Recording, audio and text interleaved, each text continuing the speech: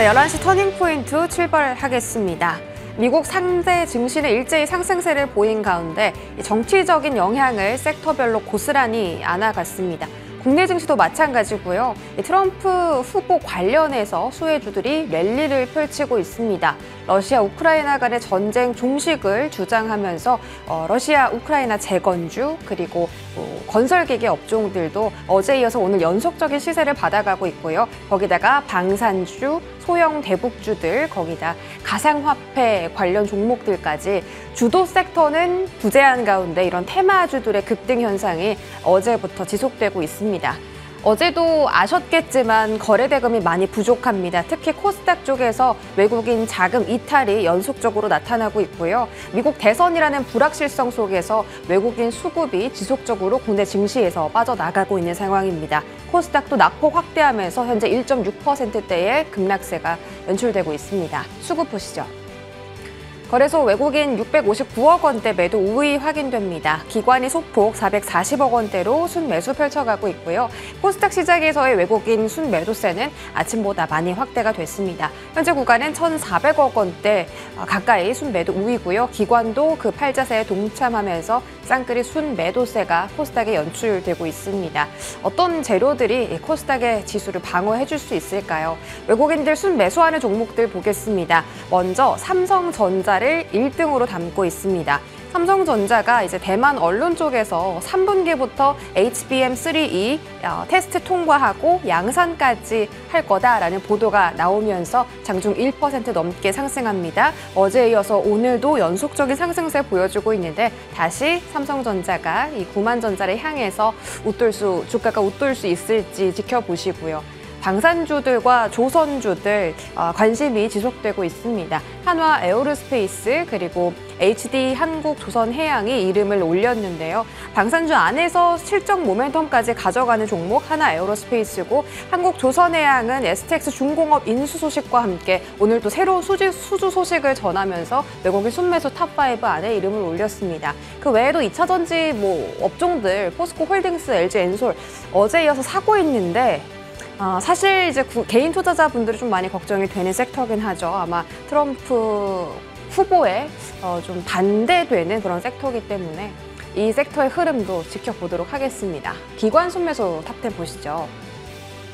자, 기관들은 1등으로 포스코 홀딩스를 담고 있습니다. 오늘 코스닥이 또 밀리는 이유 중에 하나가 코스닥 시가총액 상위 안에서 에코프로 형제들이 좀 3%대 하락세를 연출하고 있기 때문인데 포스코 홀딩스 외국인과 함께 좀 담는 것 특징이고요. 역시나 삼성전자, 외인 기관 함께 담는 모습입니다. HD 한국조선해양도 마찬가지고 오늘은 이 리스트를 쫙 봤을 때 외인 기관이 같이 담는 종목이 좀 눈에 띄게 보이고 있습니다.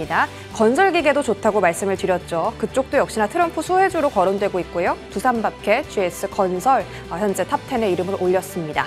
거래대금 탑10으로 개인 투자자들의 관심도도 확인하시죠. 반도체 투톱 들어가 있고요.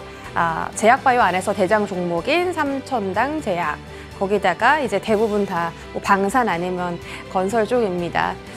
한화 에어로스페이스, LIG 렉스원, 현대 로템 이렇게 세 가지 종목이 방산 섹터 안에서는 이제 가장 안정적인 흐름 보여주고 있는 종목들이고요. 원전 대장주인 두산 에너빌리티 오늘 주가 자체는 좀 급락인데 개인 투자자 분들의 그 관심도가 상당히 높은 종목입니다. 이 종목 어떻게 대응해야 되는지 잠시 뒤에 알아보고요. 우프라 재건 종목인 SY 스틸텍도 오늘 장중에 상한가 시도까지 들어갈 정도로 급등하는 흐름이 연출됐습니다. 이런 부분들 자세하게 지금부터 투자 관점 체크해 보겠습니다. 지금 출발하시죠.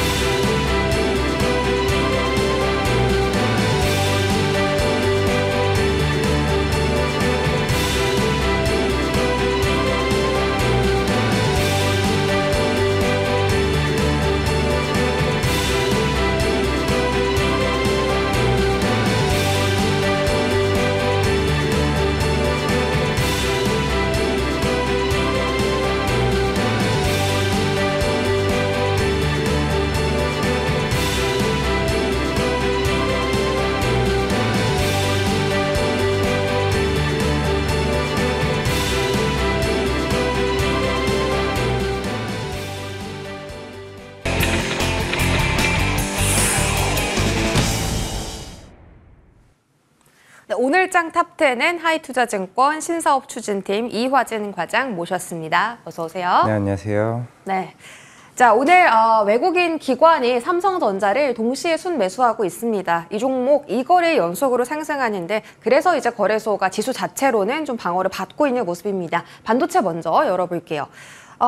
가장 이제 지금 구간에서 걱정이 되는 것은 어제도 그렇고 오늘도 그렇고 이 트럼프 수혜 종목들이 랠리를 펼치고 있잖아요. 네. 반도체는 이 트럼프 전 대통령이 이제 임기 시에 좀 빠졌던 이력들이 있거든요. 그래서 하반기에는 주도력을 좀 더 잃어가는 것이 아닌지 걱정이 됐는데 어떻게 보세요? 2018년, 19년도와 지금의 상황은 좀 충분히 좀 다른 상황이라 좀 생각을 하고 있고, 물론 이제 향후에 만약 트럼프 후보가 당선이 됐을 경우에는 물론 자국적인 보호주의 정책을 했을 때 물론 인텔이나 마이크론과 같은 또 수혜를 받을 수는 있겠지만은 결국 전반적으로 업황 자체가 사실 삼성전자나 SK 하이닉스가 없이는 AI 시스템이 돌아가지 않는다라고 가정을 했을 때는 결국에는 삼성전자에 대한 실적과 SK 하이닉스의 실적, 향후의 로드맵은 사실 미국의 정책과는 사실 큰 상관관계가 조금은 덜하지 않을까를 좀 생각을 하고 있기 때문에 결국에는 지금 이 시장에서 누가 선점해 나가고 점유율이 얼마만큼 어느 정도 빨리 쌓아 나가는지가 제가 봤을 때는 더 중요하지 않을까 생각을 하고 있습니다. 뭐 그렇게 큰 관련은 없을 것이다. 네. 하반기에도 반도체는 강하다라고 보세요? 네, 일단은 만약에 이번 삼성전자가 10조 영업이익이 나왔는데 이 3, 4분기 때 HB 매출이 쌓이게 되게 되면은 그럼 결국에는 밸류 자체가 많이 올라오게 됐죠. 이번 2분기 실적에 대해서 계속 꾸준히 지금 재고 환입에 대한 이슈가 시장에서는 얘기 나오고 있는 상황이면 그럼 3, 4분기 때 실적은 그 정도 한 2, 3조 정도에 대한 가치가 다운되는 거 아니냐라고 했을 때는 삼성전자는 결국에는 어느 정도 충분한 자신감을 가지고 HBM이 3분기에 들어오겠다. 물론 오늘 대만 쪽 관련 뉴스에도 나왔다시피 만약 3분기 양산을 했을 때는 결국 시장은 이제 드디어 삼성전자도 HBM3E 매출이 실적에 반영이 되는구나 라고 하게 되면은 지금의 외국인 수급은 충분히 전 이해할 수 있다고 생각할 수 있습니다. 안 그래도 여쭤보려고 했는데 이게 사실 투자자분들이 기다리던 소식이잖아요. 네. HBM3 통과하고 양산하는 것. 생각보다 이제 좀 빨라지는 것 같은데 네. 이게 지금부터 주가에 반영될까요? 아니면 조금 더 변동을 겪고 나서 이제 확인하고 가야 되는 걸까요? 아마 이번에 SK 하이닉스가 25일 날 직접 발표를 할 겁니다. 그러면 딱 그 2분기에 HBM3의 매출만큼 그러면 삼성전자도 3분기 때 이 정도로 아마 밸류를 잡지 않을까. 왜냐면은 사실 마이크론 가지고는 기존에 이제 HBM3를 엔비디아에 납품을 하는 데는 다 한계가 있기 때문에 그 수많은 자리를 지금 블랙의 가속기가 아마 이번 7월 중순부터 본격적으로 양산이 된다라고 하게 되면은 네. 아마 사실 뭐 삼성전자 입장에서는 이미 알고 있을 수도 있죠. 알고 있을 수도 있는데 이게 들어간다고 했을 때 그 실적이 3분기 꽉 차여지고 그러면 아까 앵커님 말씀대로 그럼 주가는 이미 반영된 거 아니에요? 라고 가정했을 때는 저는 사실 10만 원도 생각보다 빨리 갈 수는 있다고 생각을 해요. 물론 해봐야 15%밖에 안 되고 있죠. 지금 가격대에서 15%면 거의 한 10만 원입니다. 10만 원. 네, 10만 원이면은 이건 될 수 있나 아니냐를 얘기를 했을 때는 적어도 한 달간의 이상은 외국인은 삼성전자는 이미 어느 정도 엔비디아 가정하에 주가가 계속 꾸준히 수급이 들어온 상황이기 때문에 물론 뭐 우리 스마트폰 뭐 제외하고 가전 제외하고 반도체만 얘기를 했을 때도 분위기는 충분히 달라지고 왜 3분기에 좋아지냐면은 디램 가격이 크게 반등을 했었기 때문에 저는 이게 수익성이 더 크다라고 보이고 있기 때문에 2분기도 좋지만은 3분기는 더 좋아질 수 있다고 생각하고 있습니다. 결국은 삼성전자도 분위기가 이런 이슈에 의해서 좋아질 거고 그 궁금한 점은 예를 들어 몇 대 몇이에요? SK 하이닉스랑 삼성전자랑 그 블랙웰에 들어가는 HBM3E 공급한다고 하면 네. 어느 정도로 가져가는 거예요? 물론 지금 비율로 SK 하이닉스가 대략 한 60%, 70%겠지만 물론 이게 아직 삼성전자가 이게 확정이 안 나온 상황이기 때문에 물론 그 다음에 이제 마이크론이 대략 한 20% 정도이지 않을까 생각을 하고 있습니다. 뭐 하이닉스가 7, 80%라고 가정을 했을 때 그러면 만약에 여기서 삼성전자가 들어오게 되면은 그럼 물론 규모 캐파 자체가 커지니까 이제 비중 자체는 이제 줄어들겠죠. 대신에 가격은 다운될 겁니다. 가격이 다운되기 때문에 엔비디아가 계속 꾸준하게 삼성전자 컬 테스트를 계속 통과시키려고 하는 부분이 없지 않아 있는 상황이기 때문에 그럼 사실 SK 하이닉스 입장에서는 사실 기존에 있던 수익성이 조금은 낮아질 수는 있겠죠. Q는 늘 수는 있어도 결국에 그 남은 자리를 삼성전자가 캐파로 충분히 커버를 친다라고 하게 되면은 그러면 당연히 엔비디아 입장에서는 그만큼 수율이 많이 개선이 된 측면이 있다라고 하게 되면은 오히려 삼성전자 쪽으로 분위기는 좀 쏠릴 가능성이 있다라고 생각을 하고 있습니다. 가격이 낮아지기 때문에 엔비디아 측에서도 삼성전자의 그 공급을 빨리 좀 추진할 것이다. 그러면은 삼성전자가 하이닉스보다 조금 더 앞으로 모멘텀은 더 좋다고 봐야 되네요. 그렇죠. 모멘텀이 다 좋고 물론 향후에 한 4분기쯤 갔을 때는 아마 동시다발적으로 가지 않을까 생각을 하고 있습니다. 지금 상황에서는 워낙 이제 SK 하이닉스가 이게 저점 대비 올라오는 그 수익 그 주가 상승률과 삼성전자의 상승률과 너무나 이제 큰 차이가 있었기 때문에 저도 애초에 이번 2분기 실적을 할 때도 당연히 정영은 부사장 입장에서는 아니 우리 지금 삼성전자 주가가 워낙 빠졌는데 우리 2분기 어떻게든 실적을 마사지를 하자. 그게 재고 환입 이슈였거든요. 그렇기 때문에 실적이 그러니까 주가가 이미 올라왔고 그 다음에 컬테스트다. 이 일정대로 하게 되면 당연히 외국인이나 기관 입장에서는 삼성전자가 더 베팅할 가능성이 크죠. 물론 이제 SK하이닉스도 뭐 35만 원짜리 리포트도 나오긴 했습니다만은 그거 이번 25일날 실적이 엄청나게 생각보다 잘 나온다고 하게 되면 또 그때는 또 하이닉스로 수급이 움직이고 그리고 또 31일 날 콘콜에서 우리 뭐 컬테스트 향후에 스케줄 라인을 공개한다라고 하게 되면은 31일 날 또 삼성전자가 몰리기 때문에 그럼 그때부터는 주가는 그냥 반도체 섹터로 크게 움직일 가능성이 저는 있다라고 좀 생각을 하고 있습니다. 알겠습니다.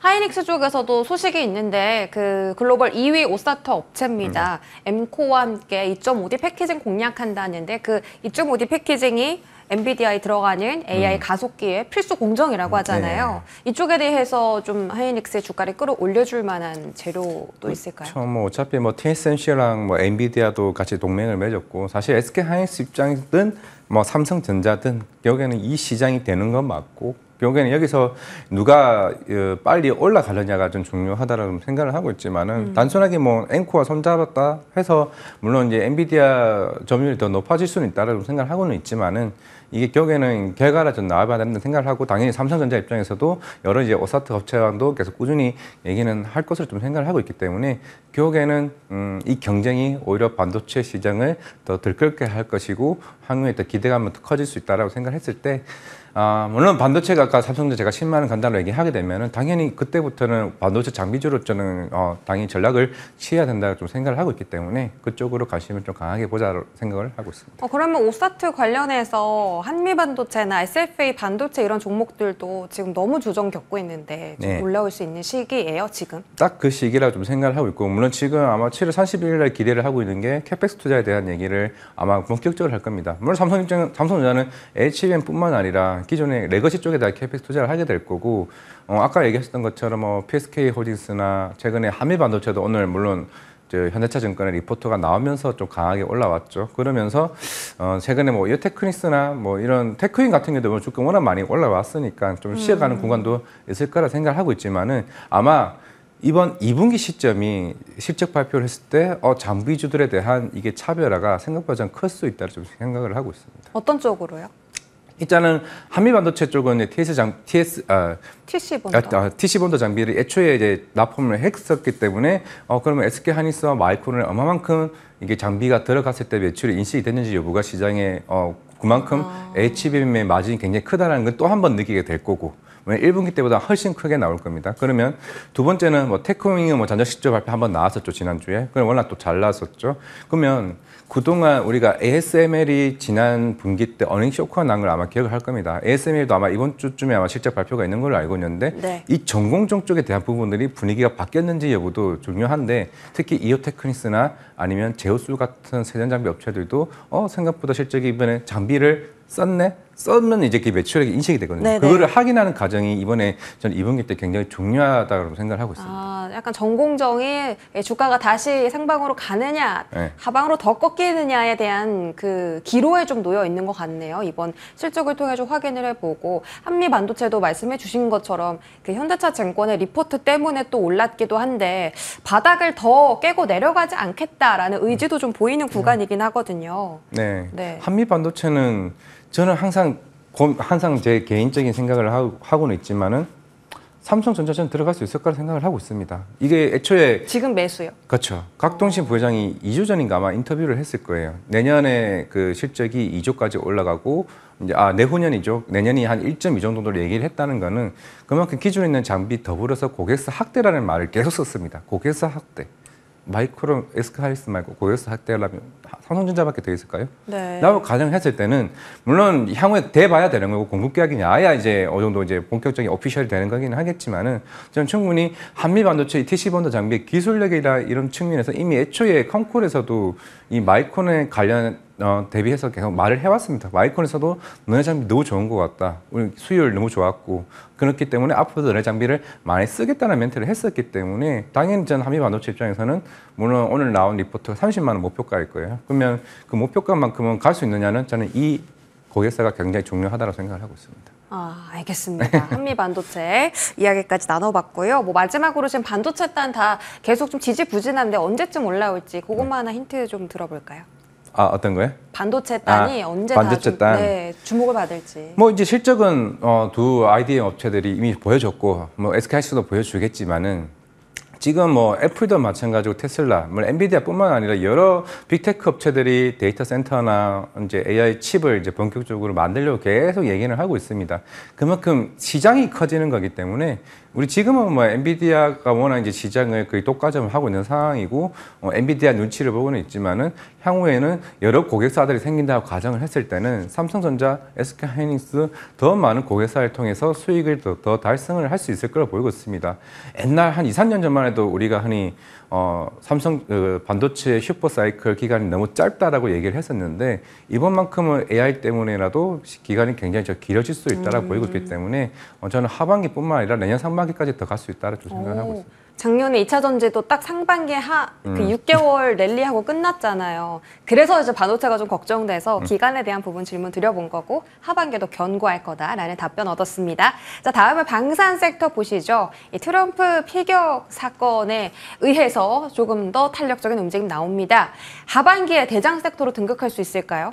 네, 뭐 루마니아 쪽도 계속 꾸준히 수주 얘기가 나오고 있기 때문에 수주와 실적이 동반된다라고 좀 생각을 하고 있습니다. 뭐 트럼프 후보자도 애초에 방산에 대한 이게 특히 나토 국가들을 계속 괴롭혀 왔죠. 이게 아마 전쟁 쪽이나 방산 쪽에 관심 있으신 분은 알 겁니다. 트럼프 1차 재임 시절 때 그 당시 2019년인가 18년 쪽에 나토 국가들한테 빨리 너네 국방비 증액해라. 안 그러면 우리 나토 탈퇴하겠다. 이 얘기를 계속 압박해 왔습니다. 다시 또 돌아왔죠. 그러면 이제 너네 봐라. 내 말 안 들어가지고 그리고 우크라이나 전쟁이 일어나지 않았냐. 이러면서 또 한 번 국방비 증액을 계속 꾸준히 이제 압박을 하게 될 겁니다. 지금도 이제 계속 이제 특히 LG 넥스온 같은 경우도 비공이 이제 북미 시장 수출을 지금 앞두고 있는 상황이기 때문에 테스트 통과가 됐죠. 그러면은 우리나라 방산에 대한 수출 모멘텀이 생각보다 더 커질 것이고 나토 국가들도 알았어. 우리도 국방비 증액할게. 폴란드 증액했죠. 루마니아 증액했습니다. GDP 2% 이상.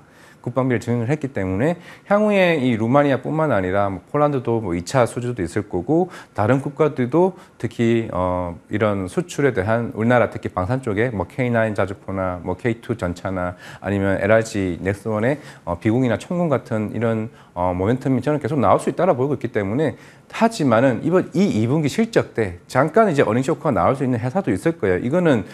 이게 수출을 하고 나서 그 나라가 어느 정도 컬 테스트를 여기고 한 달, 두 달간의 좀 지연 이슈가 있는 상황에서 이게 실적이 미스가 되는 경우는 있기 때문에 그거는 우리가 1분기 때 하나 에어스페이스 실적을 보면 아실 겁니다. 그건 아마 이번 2분기 때 다 반영이 될 거라서 그런 측면에서 우리가 어느 정도 오해만 없다라면 방산 종목들은 저는 뭐 하반기뿐만 아니라 트럼프 재임 시절 간의 향후에 모멘텀이 좀 살아나지 않을까 생각을 하고 있습니다. 근데 보면 한화 에어로스페이스, LG 넥스원 다 3년 동안 우상향이거든요.